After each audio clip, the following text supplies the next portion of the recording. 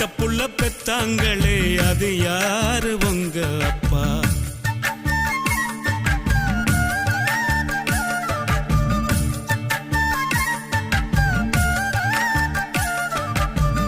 ஒரே ஒரு ஊருக்குள்ளே ஒரே ஒரு அம்மா அப்பா. ஒத்த புள்ள பெத்தாங்களே அது யாரு உங்க அப்பா? பொத்தி பொத்தி வளர்த்தாங்க பாச